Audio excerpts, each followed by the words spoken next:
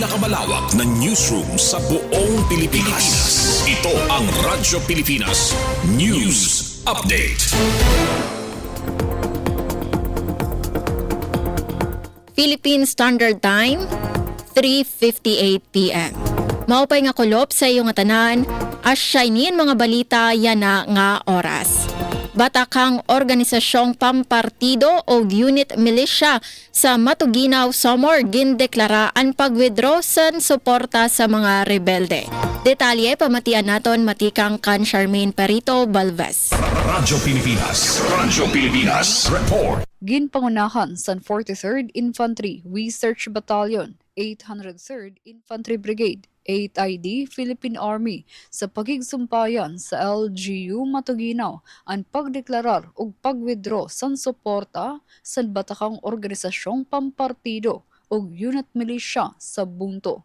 Sa pakighimang raw sa Radyo Pilipinas Kalbayog kan 803rd Commander Brigadier General Carmelito Pangatongan, iya ginpahayag nga nasugpo na ang front committee sa mga rebelde nga grupo sa Bugos nga Samar pero may ada pagihap mga vertical forces nga karuyag makarecover taga-suporta sa mga barangay. Dugang ni Commander Pangatongan, maada unom nala ang nagpapabilin nga mga barangay ug pipera nala sira nga taga-suporta tungod sa padayon ang mga tropa sa pag-clear sa mga political o military organizations. Iniya na ang hingyapsan kasundaluhan nga mawara na ang pagsuporta sining mga grupo, kundiin usay na san era mga programa nga paihaon ang presensya san mga sundalo siton nga mga barangay. Dako ang parte sa militar sa pag-address sa mga armed group tungod sa siraan na atubang sining mga grupo nga nantatarhog sa mga residente labi adton na okoy sa tayaw nga mga lugar. Pahayag pa ni Brigadier General Pangatongan nga ang pagsugpo sa insurhensya ang dirila trabaho sa militar kundi kinahanglan sa pagkaurusa sa bugos nga komunidad para masigurado ang kahimyangan ug seguridad sa bugos nga Samar. Para sa Bagong Pilipinas, Charmaine Perito Balvez, Radyo Pilipinas, Radyo Publiko, Kalbayog.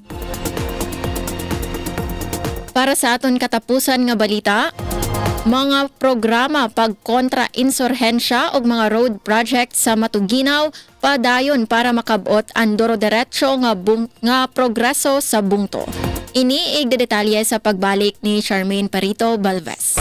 Radyo Pilipinas Report. Padayon ang kalampusan sa lokal nga gobyerno sa Matuginaw sa pagkontra insurhensya ug pagpatuman mga programa sa pag-uswag. Usa na naman nga milestone ang nakabot sa LGU Matuginaw kundi nagbuhat pagdeklara ug pag-withdraw sa suporta sa batakang Organisasyong Pampartido ug Unit Militia kontra sa mga rebelde. Sa pakighimang raw sa Radyo Pilipinas Kalbayog kan Alkalde Aran Bolyer, iya hingyap nga antis mahumanan iya termino tanan nga 20 nga barangay sa Matuginaw ang Magkamayada Elementary School. Pahayag niya nga kung nakakaeskwela ang mga kabataan, diri sila mauuwat sa NPA tungod sa maaram sila kung sino ang tinuod nga gobyerno. Sa paggayana, haros tanan na nga barangay ang may ada mga eskwelahan o ginuduso na nga maitindog ang mga elementary school